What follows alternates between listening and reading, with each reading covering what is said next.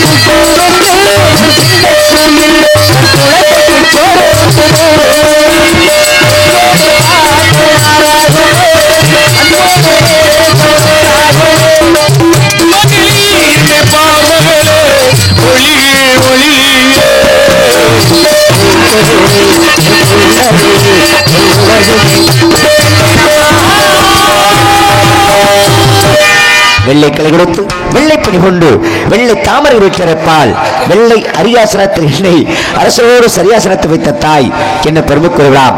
கலைவர்கள் அருளால் கவிவாரும் வல்லமை பிறந்திய பெண்மகளே, என் நாளிலத்தின் நன்மகளே, நீ வாழ்க, என் குலம் வாழ்க, குமரக்கடவுள் திருவுருளால் சிறப்புடன் வாழ்க மகளே. அம்மா, உம்மிடம் சில விவரங்கள் கிட்ட தெரிந்து கொள்ளலாம் நினைக்கின்றேன். கேட்கலாமா? என்ன கேட்க போறீங்க?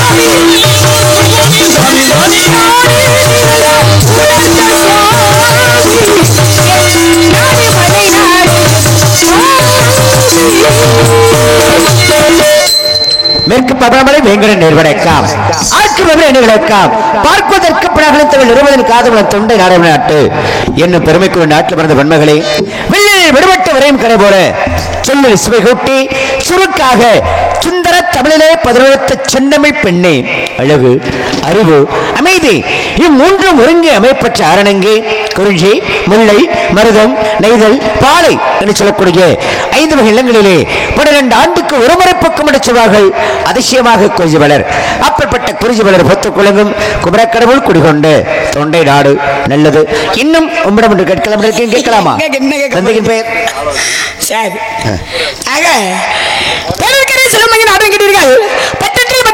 நடுவருக்கு ஒற்றை இடமாய் வழங்கும் வெள்ளிமலைக்கு அருகே உள்ள சிற்றூருக்கு சொந்தக்காரி நானாங்க. என்னாடு தொண்டை நாடு. அது மட்டுமல்ல, முல்லையும் குறிஞ்சியும் முறையிட்டிருந்து நல்லியல் பள்ளிந்து நடுங்கும் துயரத்து பாலை என்பதில் வடிவம் கொள்ளும் ஐந்தளமாகிய பாலை, முல்லை, மருதம் இதில் குறிஞ்சி என்று சொல்வார்கள். இதில் குறிஞ்சி நிலைமை நிலமாகும். அது மட்டுமல்லங்க, மேற்கே பவளமலை, வேங்கட மேற்வடக்காம், அரக்கூரி நீலக்காம், தெற்கே பினாகமா, திகில் 20 காதமா. ஒரு காதத்துக்கு 10 மைல், 20 காதத்துக்கு 20 10 200 மைல் சுற்றுலா தூரம் இருந்துட்டாலும் ஈசானி என்று சொல்லக்கூடிய மூலையில திணையை விதைச்சிருக்கோம். ஆக நாடு தொண்டை நாடு. ஒரு சிற்றூர் நிலமோ குறிஞ்சி நிலம். தெப்பி பேரு நம்பி தலைவன், தாய்மேரு நங்கி மகுடி, வள்ளி. எனது பெயர் வள்ளி அப்படின்னா எனக்கு எத்தனை பெயர் உண்டு? ஏன்னா காரண பெயர், கருத்து பெயர், தத்துவ பெயர், தத்துவ இடப்பெயர், பொருவிய பெயர், நட்டப்பு பெயர் என்று சொல்லக்கூடியது. இப்ப காரண பெயர் எடுத்துக்கோங்களே, கலக வேங்கை பூங்குறத்தியால்வாங்க.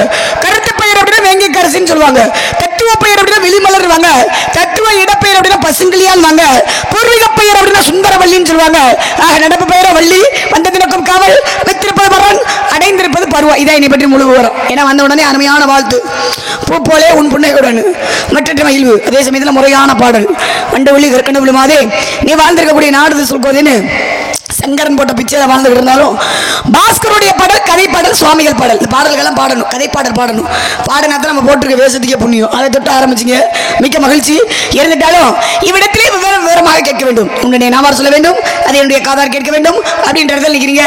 கல்வி கரைகளை தொடுக்கவா தொடுக்கவா தொடுக்க அவான்றது நீங்க வாங்க என்ன கேட்க போறீங்க? ஏன்னா அறிவாளி அறிவாளிங்க தான் 3 பாதை, அறிவாளி முட்டாளுங்க தான் 2 பாதை, முட்டாளுங்க தான் ஒரே பாதைன்னு இருக்காங்க. ஏன்னா ஓரறிவு உள்ளது மரம் செடி கொடி, ஈரறிவு உள்ளது புழு பூச்சிகள், 3 அறிவு உள்ளது நீர்வாழ் பிராணிகள், 4 அறிவு உள்ளது பறவைகள், 5 அறிவு உள்ளது மிருகங்கள், 6வது அறிவு மனிதர்களுக்கு பகுத்தறிவு. இதையுமே பகுத்து ஆராயக்கூடிய அறிவு பகுத்தறிவு. சிற்றறிவு, நுண்ணறிவு, கேளறிவு, கேளறிவு, பகுத்தறிவுன்னு சொல்லி வச்சிருக்காங்க. ஏன்னா எதை பேசணும்னு தெரிந்ததை விட எதை பேசக்கூடாதுன்னு தெரிந்தவர் தான் அறிவாளின்னு சொல்லி வச்சிருக்காங்க இந்த இடத்துல. அப்படி இருக்கின்ற போது 6வது அறிவு மனிதர்களுக்கு அப்படின்னா அதை காட்டிலும் ஒரு அறிவு கூட அப்படின்னா 7வது அறிவு யாருக்கு? உங்களை போன்ற முனிவர்களுக்கு, ரிஷிகள் இருக்காங்க. அப்படி இருக்கின்ற பொழுது நீங்க இந்த இடத்துல கேள்விகளை கேட்கணும், பதில் கொடுக்கணும். நானும் கேள்வி கேட்கணும், நானும் திருப்பி நல்ல விஷயமா நாகரிகம் குறையில்லாம நாகரிகம் தவறாம நல்ல விஷயமாவே கேட்கிறேன். ஏன்னா ஒரு கண்ணாடியோட தன்மை என்ன அப்படின்னா எதையுமே பிரதிபலிக்கக்கூடியது. கண்ணாடி முன்னாடி நின்று சிரிச்சோம்னா அதுவும் சிரிக்கும் நம்மளை பார்த்து. கண்ணாடி முன்னாடி இருந்துக்கிட்டு அழுதோம்னா அது நம்மளை பார்த்து அழுகும். ஆனா கண்ணாடி முன்னாடி நின்று நம்ம முறைச்சிட்டு வைங்களே, திருப்பி முறைக்கும் பாருங்க. அந்த மாதிரி நீங்க முறையா போனீங்கன்னா கண்டிப்பா நான் முறையாவே வருவேன். முறையை தவறிட்டீங்க வைங்களே, அப்புறம் நான் சொல்ல மாட்டேன். அப்புறம் நிறைய நானும் பேச வேண்டியது வரும். இருந்துட்டாலும் என்ன பேச போறீங்க? வள்ளுவர் பிறந்தக்கு அழகா சொல்லி வச்சிருக்காரு எப்படின்னா, யாகாவா ராயினும் நாகாக்க காவாக்கள் சோகாப்பர் சொல்லியிருக்கப்பட்டு நம்ம பேசக்கூடிய வார்த்தை பாருங்களேன் தவறா கொடுத்துடக்கூடாது. இந்த நாவினை உள்ளிழுத்து பேசணுமா? அப்படி தவறா கொடுத்துட்டு அப்படின்னா சொல் குற்றத்திற்கு ஆளாகும். அதுக்கு தான் இனிய உணவாக இன்னாத கூறல் கடிவிருப்ப காய்க்க வந்தட்டு. என்ன பொருள்? இனிமையான சொற்கள் இருக்கும்போது கடுமையான சொற்களை ஏன் பேசணும்? ஒரு மரத்துல பழங்கள் இருக்குன்னா பழங்களை விட்டு விட்டு போய் காயப்படுத்தி சாப்பிட்ட கதையா போயிடக்கூடாதுன்னு நினைக்கிறேன். நீங்க எப்படி பேச போறீங்க? வாங்க சாமி, என்ன பேச போறீங்க? அப்பா பேரு என்னன்னு தானே கேட்டேன்.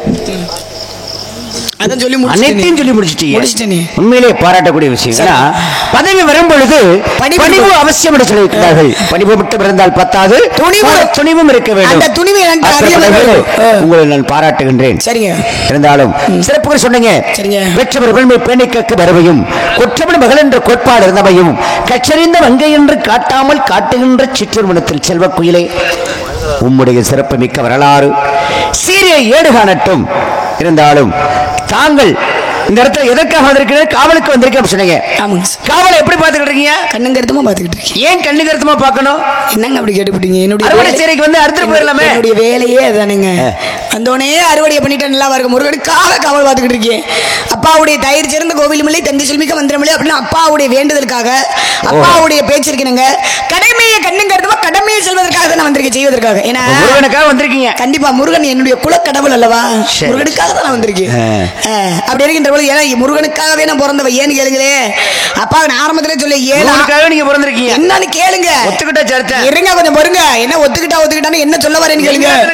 இருங்க ஐயா, என்ன விஷயம் அப்படின்னா 7 ஆம்பளை பிள்ளை இருந்துச்சு அப்பாவுக்கு. சரி, 7 ஆம்பளை பிள்ளை இருந்தும் பொம்பளை பிள்ளைன்னு முருகனை வேண்டிக்கிட்டாராம். அப்படி முருகனை வேண்டியதல் காரணமாக பொம்பளை பிள்ளை கிடைச்சிருச்சுன்னா என்னுடைய மங்கை வந்து பருவம் அடைஞ்சோடனே நான் காவலுக்கு அனுப்புறேன் அப்பாவுடைய நேற்றிக்கடை.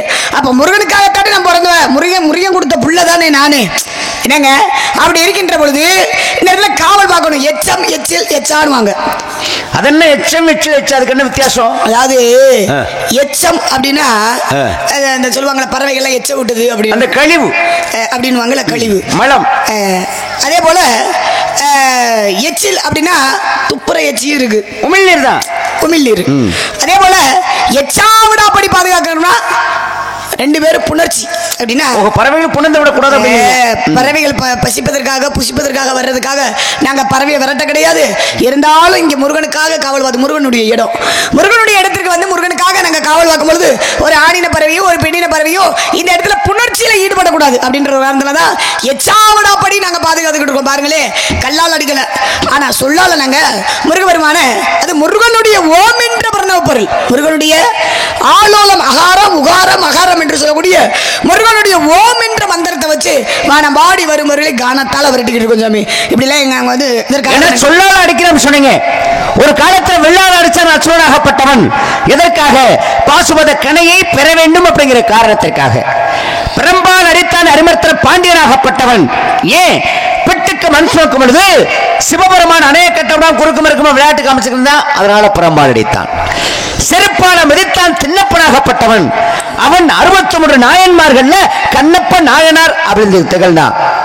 இப்படி வெள்ளால் அடிச்ச அர்ச்சுனன் அழியல, செருப்பால் அடிச்ச திண்ணப்பன் அழியல, ஆனா சொல்லால் அடிச்ச நக்கீரன் எப்படி நெற்றிக்கு திறப்பினும் குற்றம் குற்றமே அப்படின்னு சொல்லால் அடிச்சான். இந்த வெள்ளால் அடிச்ச அர்ச்சுனன் அழியல, பிரம்பால் அடிச்ச அரிமர்த்தன பாண்டியன் அழியல, செருப்பால் அடிச்ச திண்ணப்பன் அழியல, ஆனா சொல்லால் அடிச்ச நக்கீரன் மட்டும் அன்று எரிஞ்சு சாம்பலானான். இருந்தாலும் அவனுக்கும் திருமுருகாற்றுப்படை ஏற்றுவதற்கான ஒரு சிறப்பு கிடைத்தது. அதே போன்று நான் பறவைகளை சொல்லால விரட்டேன் அப்படின்னு சொல்லாம சொல்லிய காரணத்தினால அந்த நக்கீரனுக்கு எப்படி ஒரு சிறப்பு கிடைத்ததோ அதே போன்று உங்களுக்கும் ஒரு சிறப்பு கிடைக்கட்டும் கண்டிப்பா. இருந்தாலும் இந்த எச்சில் எச்சம் எச்சம் அப்படின்னீங்க. இப்ப இறைவன் வந்து எச்சிலாக்கிய உணவும் ஏற்றுக்கொள்வான். மனம் கொண்டதான் மாளிகை. இப்ப இறைவனுக்கு பாலாபிஷேகம் பண்றாங்க, கண்டு எச்சரிப்படுத்துது, அதன் பிறகு இறைவனுக்கு அபிஷேகத்திற்கு வருகிறது, இறைவன் ஏற்றுக்கொள்கிறார். இப்ப இறைவனுக்கு தேனாபிஷேகம் பண்றாங்க, தேனீக்கெல்லாம் சாப்பிட்டு எச்சரிப்படுத்துது, அதன் பிறகு அபிஷேகத்திற்கு வருகிறது, இறைவன் ஏற்றுக்கொள்கிறார். இறைவனுக்கு பட்டாரை அணிவிக்கின்றார்கள், அது பட்டுப்பூச்சியுடைய எச்சில், அது இறைவன் ஏற்றுக்கொள்கிறான். அதே மாதிரி முதல் சொன்னவர் இந்த திண்ணப்பன் வேடுமனாகப்படும் காட்டுக்கு வேட்டைக்கு போனா தான் கொண்டு வரக்கூடிய மாமிசங்களை இது நல்லா இருக்கா, இது சிறப்பா இருக்கா, இது ருசியா இருக்கா அப்படின்னு அவன் சாப்பிட்டு பார்த்துட்டு அதன் பிறகு இறைவனுக்கு படைத்தான். அதையும் இறைவன் பக்தியின் மார்க்கமாக அவருடைய அன்பின் காரணமாக ஏற்றுக்கொண்டான். அதையும் பாருங்களே, அதாவது இவர் படைக்கிறாரு, இறைவனுக்கு சிவபெருமானுக்கு இறைச்சிகளை படைக்கிறாரு, இன்றைய இறைச்சிகள்லாம் கொண்டு வந்து அவர் சாப்பிட்டு படைக்கிறாரு. ஆனால் அதிகமான பக்தி உடையவர் யாருன்னா சிவபெருமான் மேலே அதிகம் பக்தி உடையவர் திண்ணப்பர்ன்னு சொல்லுவாங்க. அப்பேற்பட்ட திண்ணப்பரை படைக்கிறாரு, நம்ம மேலே ரொம்ப பக்தியாக இருக்கானே, இந்த பக்தியாக இருக்கிறவனை ஒரு நாளாவது நம்ம சோதிக்கணும் அப்படின்ட்டு அன்னைக்கு சிவபெருமான் சோதிக்கணும்னு என்ன செஞ்சாரு, கண்ணில இருந்து குருதியை வர வைத்தார். குருதி என்றால் ரத்தத்தை வர வைத்தார். பார்த்தார் யாரு, திண்ணப்பர் பார்க்கிறாரு, ஈசன் சிவபெருமானுக்கு கண்ணில இருந்து குருதி வருதே அப்படின்னு அவருடைய ஒரு கண்ணவே அப்படி பிளந்து கொண்டு போய் சிவபெருமான் கண்ணில் வைத்தாராம். மறுபடியும் என்னடா கண்ணவே கொடுத்துட்டாவே, மறுபடியும் அவனுக்கு சோதிக்கணும் அப்படின்னு சொல்லிட்டு சிவபெருமானுடைய இன்னொரு கண்ணிலையும் குருதியை வர வைத்தார், ரத்தத்தை வர வைத்தார். அப்பதான் திண்ணப்பை பார்க்கிறாரு, ஒரு கண்ணை நம்ம கொடுத்துட்டோம் ஈசனுக்கு, இன்னொரு கண்ணில் ஈசனுடைய கண்ணில இருந்து ரத்தம் வருதே, இப்ப இன்னொரு கண்ணை நம்ம அப்படி எடுத்துட்டோம்னா எங்கிட்டு கொண்டு போய் வைக்கிறது, அடையாளம் வேணும்ல, அடையாள சின்னத்துக்காக தான் தன்னுடைய காலவே செருப்பு காலோட கொண்டு போய் வச்ச அடையாளத்துக்காக தான் காலவே கொண்டு போய் அப்படி வைக்க பொழுது அவர் கண்ணை அப்படி பிளந்து அப்படி கொடுக்கும் பொழுது சக்தியாகப்பட்டவள் தடுத்துட்டான்னு சொல்லுவாங்க. என்னப்பா நிறுத்து, நீ சிவபெருமான் பார்க்கிறார், எனக்கு கண் கொடுத்த காரணத்தினால் இன்று முதல் உனக்கு கண்ணப்ப நாயனார் அப்படின்ட்டு அது அங்க ஒரு பெருமை. 63 நாயன்மார்கள் ஒருத்தர சிறப்புக்குரியவராக திகழ்கிறார். இது எச்சில் அப்படின்னு சொல்லுங்க. ஏன்னா எச்சம் அப்படின்னா அந்த கழிவு. இப்ப எல்லா எச்சத்தையும் படைக்க முடியாது, ஆனா சில விலங்குடைய எச்சத்தை படைக்கலாம். இப்ப புனுகு பூனை எப்படி சொல்லுவாங்க, இந்த புனுகு பூனை எச்சத்தை எடுத்து இன்னைக்கும் வாசனை திரவியங்கள் தயாரிக்கின்றார்கள். அதை இறைவனுக்கு அபிஷேக பொருளாக படைக்கின்றார்கள். அதே மாதிரி இப்ப கோமாதான் என்று சொல்லக்கூடிய பசுவாகப்பட்டது, அந்த கோமயத்தை எடுத்து என்ன பண்றாங்க, வீட்டுக்குள்ள தெளிக்கிறாங்க. வீட்டுக்குள்ள தெளிக்கிறது மட்டுமா, வீடு இப்ப புது வீடு புதுமனை புகழாவுக்கு அப்படின்னு கன்றையை உள்ளே கொண்டு வர்றாங்கல்ல. கோமயம் தான் எல்லாத்துக்கும் சிறப்புனுவாங்க. லட்சுமி படாட்சம் நிறைந்தது என்ன அப்படின்னா மகாலட்சுமி தானேங்க கோமாதான். அதே மாதிரி சாணத்தை எடுத்து வீட்டுக்கு முன்னாடி வாசல் தெளிக்கிறாங்க. ஏன்னா மகாலட்சுமி உள்ள வர வைக்கிறதுக்கு. பாருங்க, சாண மாடல் போட்டு போயிருக்கும், அதுல பார்த்தா பூச்சி இருக்கும், புழு இருக்கும், எல்லாமே இருக்கும்.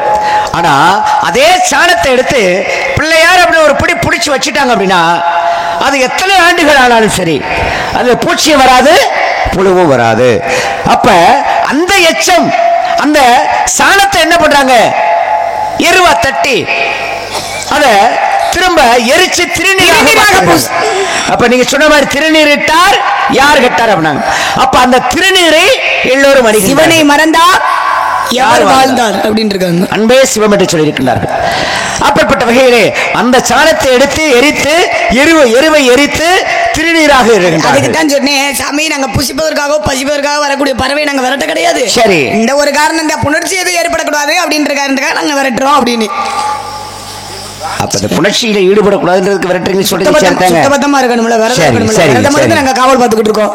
சரி, நல்லது நல்லது, அதெல்லாம் இருக்கட்டும். நல்லா பேசுறீங்க. அடைந்திருக்கக்கூடிய பருவம் வந்து 7 வகை பருவம்னு சொல்லுவாங்க. சரி, பெண்களுக்குரிய பருவம் 7 வகை பருவம்.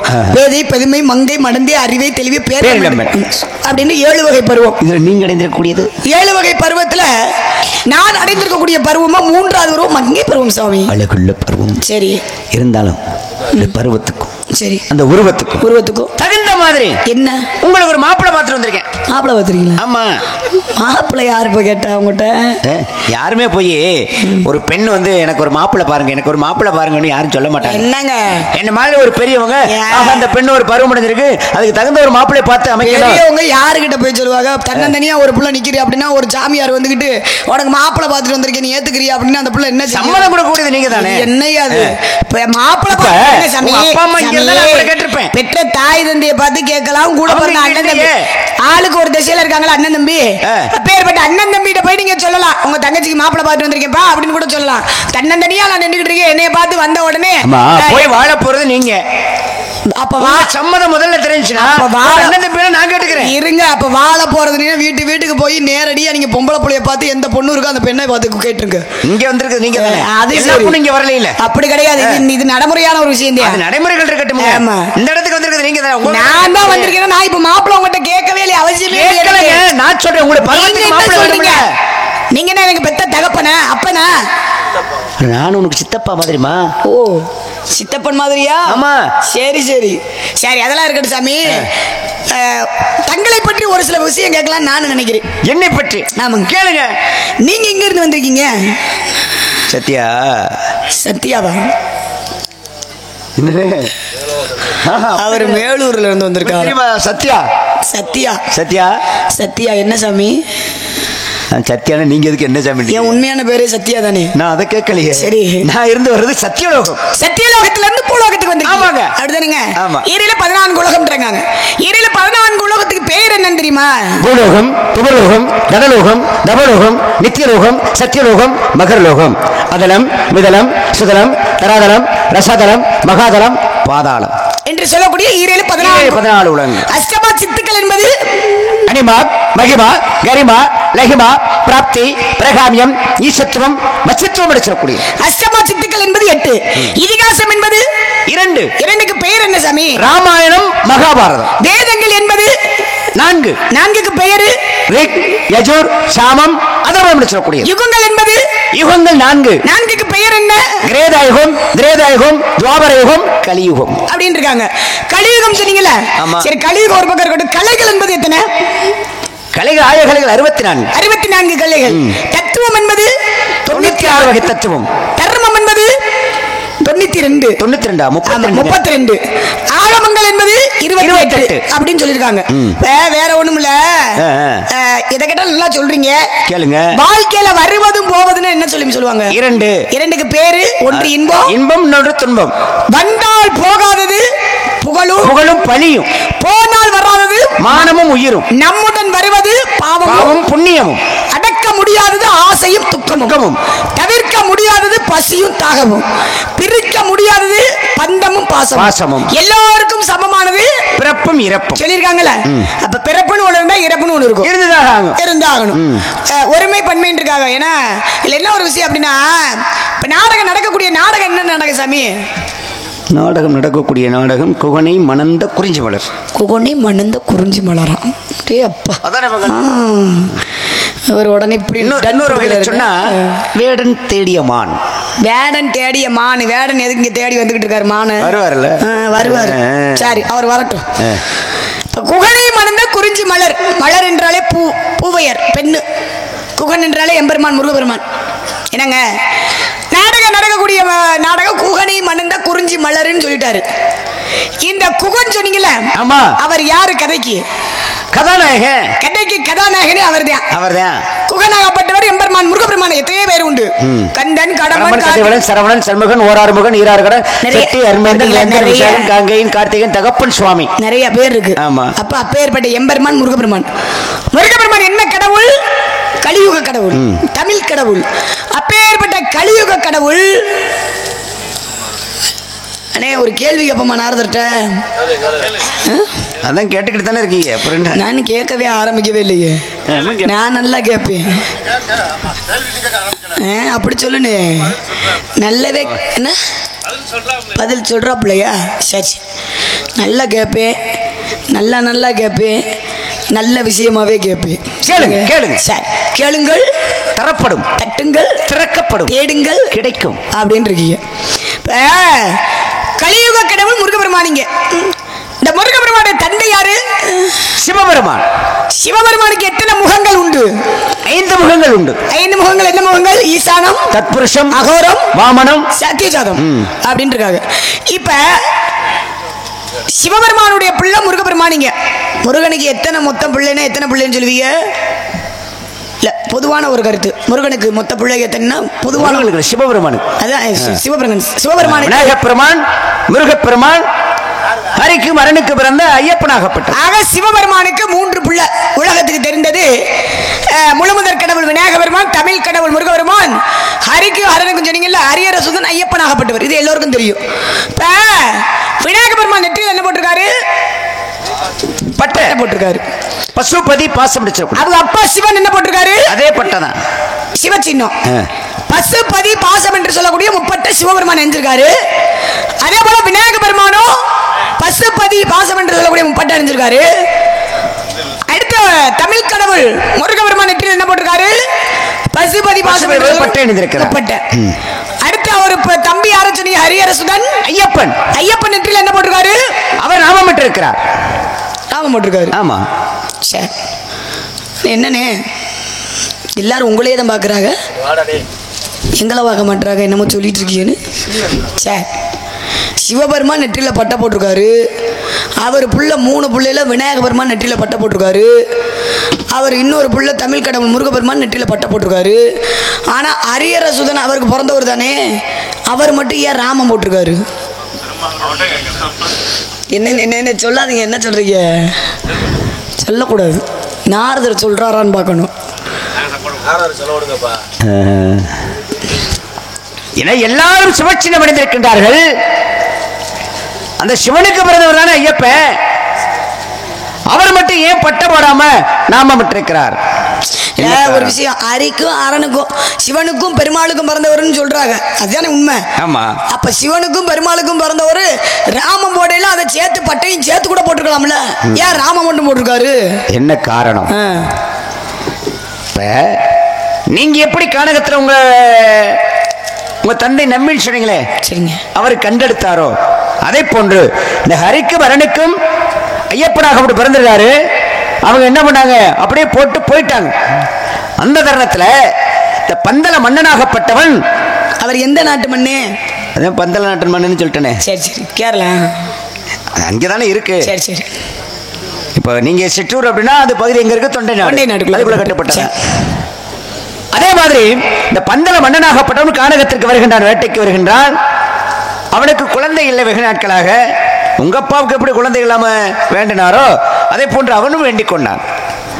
அந்த வேண்டுதல் காரணமாக அங்கே ஒரு அழகான ஆண் குழந்தை கிடந்தது.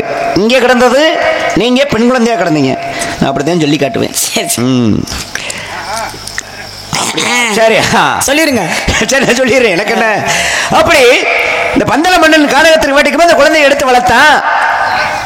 அப்படி அதை தன்னுடைய பிள்ளையாக பாவித்து வளர்த்த காரணத்தினாலே அந்த பந்தல மன்னனாகப்பட்டவன் ஒரு பெருமாள் பக்தன்.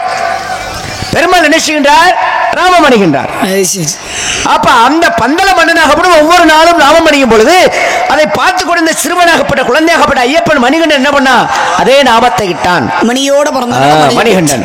அப்படி அந்த வளர்ப்பு தந்தையுடைய ஞாபகார்த்தமாக தான் பிள்ளை அப்படின்ற மாதிரி வளர்ப்பு தந்தை மந்தல மகாராஜா, வளர்ப்பு தந்தையாகப்பட்டவர் பந்தல மகாராஜா, கேரளா நாட்டு மண்ணே. அவர் பெருமாளுடைய தீய தீவிர பக்தர். அவர் ராமம் போட்டிருக்கனால பிள்ளையும் ராமம் போட்டிருக்காருன்னு சொல்லியிருக்கீங்க. ஒரு அருமையான ஒரு கைத்தறி நன்றி நன்றி. அருமையான ஒரு விளக்கம் இருக்கட்டும். இன்னும் ஒரு சில விஷயம் கேட்கலாம்னு நினைக்கிறேன். உத்தரவு வந்துருச்சுன்னா ஊழங்காளி முழங்காளி அதே முழங்காளி சாணம்ல. ஆமா கொண்டிகாளி சொல்லுங்கப்பா. ஆமா சரி, எல்லாம் நம்ம காலியே தானே. சரி, அதனால நான் என்ன சொல்ல வரேன் அப்படின்னா, பந்தல மகாராஜான்னு சொல்லி அருமையான ஒரு விளக்கம் கொடுத்தீங்க. சரி, அதே போல சிவபெருமானுடைய பிள்ளை முருகன் இருக்கீங்க. முருகன் எப்படி பிறந்தார் அப்படின்னா எல்லாருக்கும் தெரிஞ்ச விஷயம். ஏன்னா கதைக்கு அப்பாற்பட்டு நான் கேட்கல, கதையோட சாராம்சத்தை தொட்டு ஒரு சின்ன கேள்வி நீங்க சுருக்கமாவே சொல்லலாம்.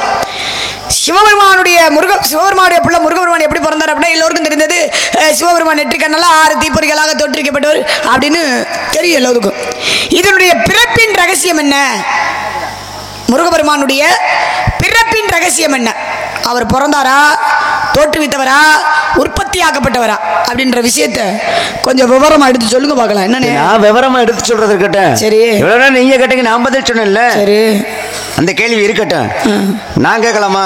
நீங்க என்ன கேட்க போறீங்க தலைவர்? சொல்லுங்க. நான் இன்னும் கேட்கவே ஆரம்பிக்கல, அதுக்குள்ள கேட்கலாம். எல்லாரும் பார்த்துக்கு தானே இவ்வளவு நேரம் இவங்க கேட்டுக்கிட்டு தான் நான் பதில் சொன்னேன். நான் கேட்கிறேன். இப்ப கேரளா பந்தல மன்னன் நான் சொல்லி கேரளா அப்படின்னு சொன்னீங்க. சரி, இந்த கேரளா எதற்குரிய தலைநகர்? தலைநகரமா? எந்த நாட்டுக்கு தலைநகர்? அது சேர நாடோட. சேர நாடு. அதே மாதிரி சோழ நாட்டுக்கு தலைநகர் அது தஞ்சாவூர். பாண்டிய நாட்டுக்கு தலைநகர் மதுரையாம் பகுதி. அந்த மதுரையை ஆட்சி புரியக்கூடிய தூங்கா நகரம் முடிச்சக்கூடிய அந்த மதுரையை ஆட்சி புரியக்கூடிய பெண் தெய்வம் எதுங்க? மதுரைக்கே படி அளக்கக்கூடியவள் என் தாய் மீனாட்சி ஆகப்பட்டவள். மீனாட்சி தானே? ஆமா. அந்த மீனாட்சி பிறந்தாளா, தேவையா, உற்பத்தியாக்கப்பட்டாளா, இல்ல தோற்றுவிக்கப்பட்டாளா? இங்க பாருங்க, இது தேவையானு உங்கள்கிட்ட கேட்டுப்ப. ஏன்னு மணி ஆயிடுச்சுல, ஆயிட்டு போகுது. கேள்வி கேட்டிருக்கல, பதில சொல்லலாம். நான் ஒழுங்கா தானே சொன்னேன். ஒரு கேட்டது யாரு? கேள்விக்கு கேள்வி பதிலாகுமா? கேட்கிறேன். நான் கேள்வி கேட்டிருக்கேன்னா கேள்வியவா கேட்பீங்க, பதில சொல்லணும்ல. நான் பதில் சொல்றேன். இப்ப அவங்களே கேட்டுருவோம். மக்கள் திருப்பி, மகேஷன் திருப்பி. யார் பதில் சொல்ல? அவங்க சொல்லணுமா, நான் சொல்லணுமா? சொல்லுங்க. தீர்ப்பு உங்களுடையது. சொல்லுங்கண்ணே. சொல்லுங்க. சிரிச்சுக்கிட்டே இருக்காம.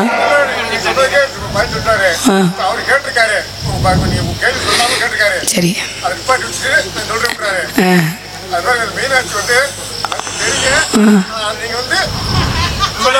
சொல்லுங்க, விவரிச்சு சொல்லுங்க. மீனாட்சி தெரியும்னா என்ன கேட்டார் அவரு?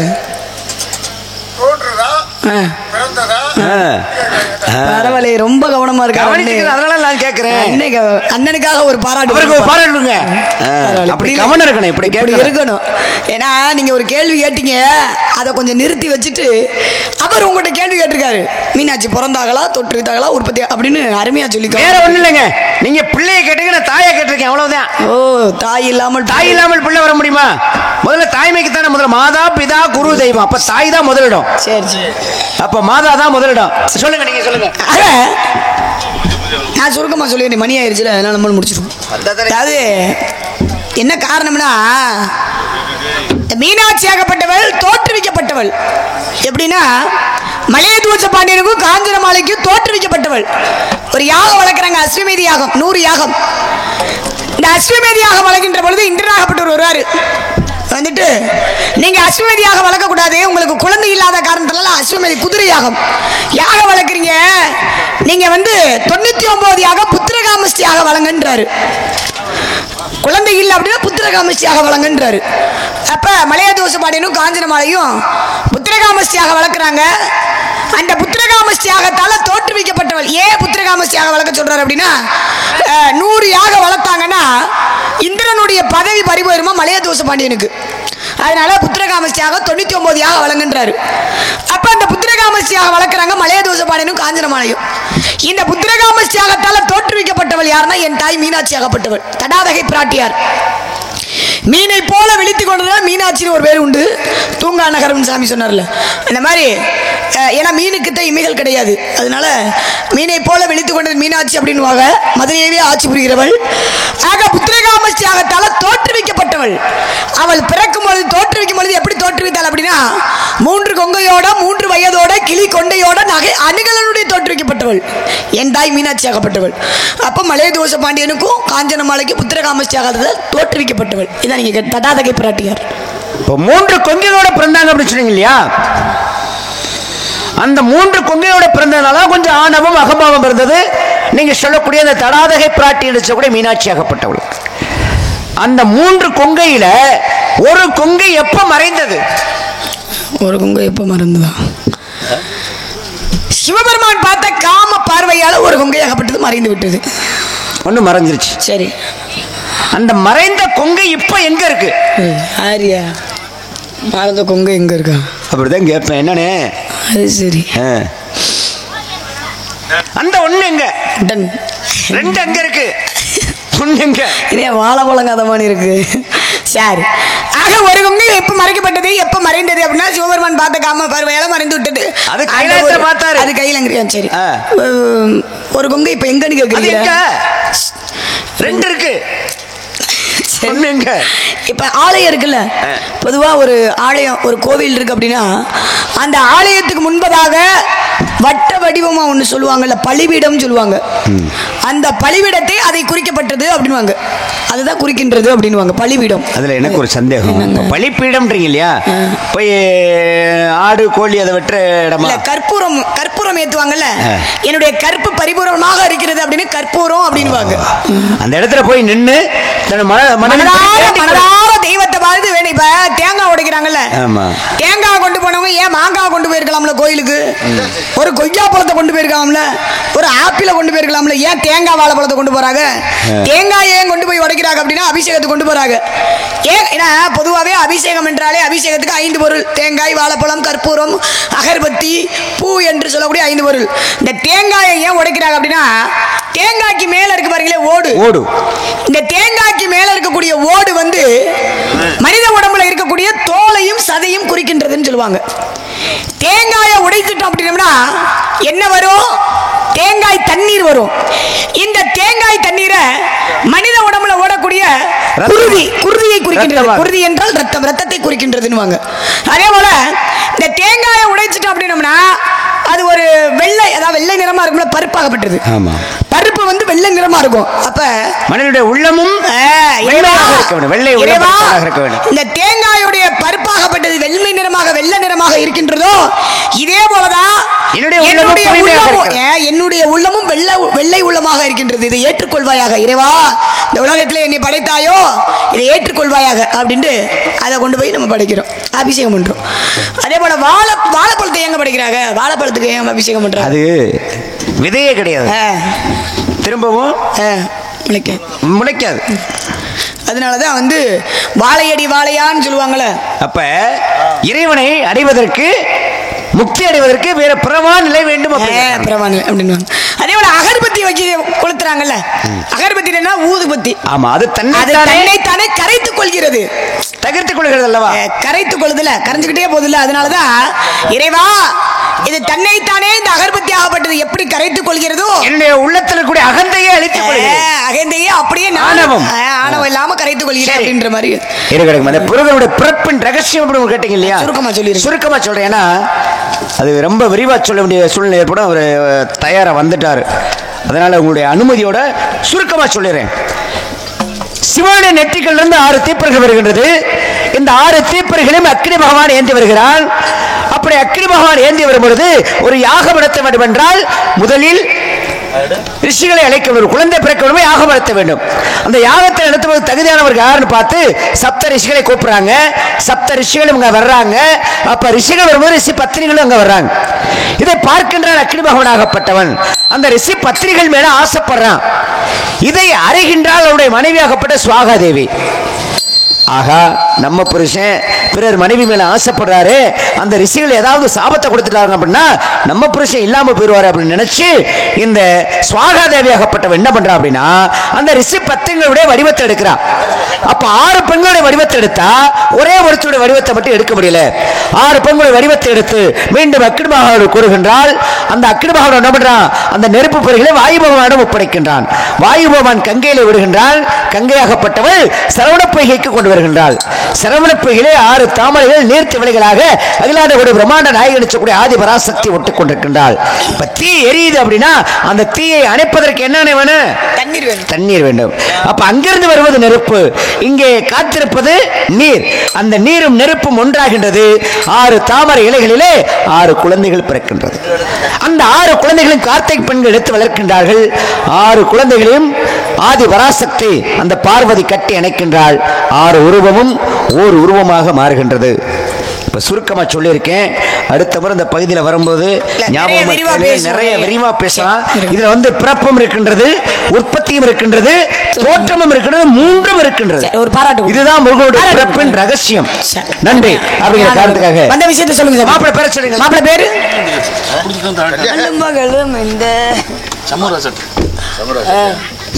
நான் பார்த்த மாப்பிள்ளதா யாரம்மா, இது நான் நிலமே போற்றும் தெய்வம் தானம்மா.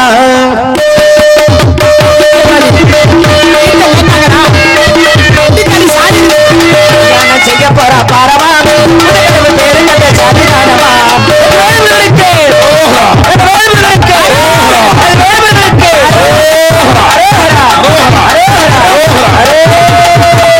அல்ல பகலும் இந்த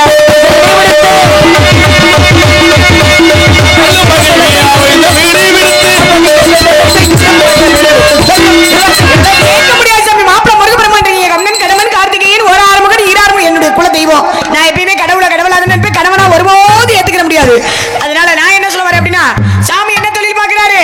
கூட்டி கொடுக்குறாரு. கூட்டி கூட்டி கூட்டி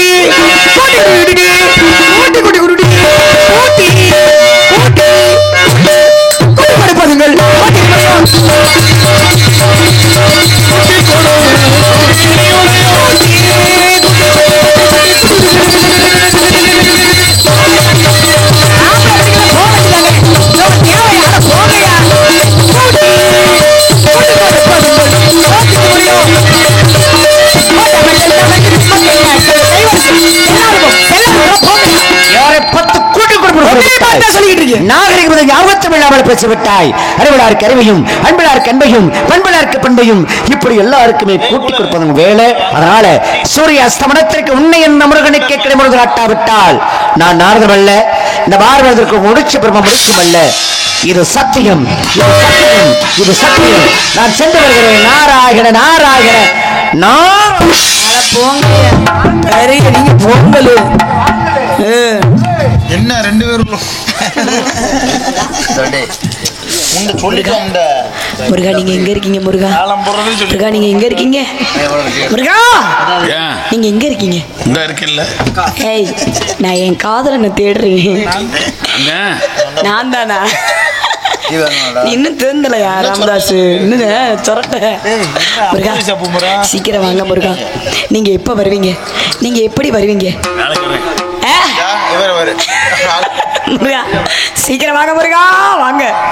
ஒரு பெண்ணு வேண்டாம் சொல்லிட்டாலே எனக்கு வேணும்.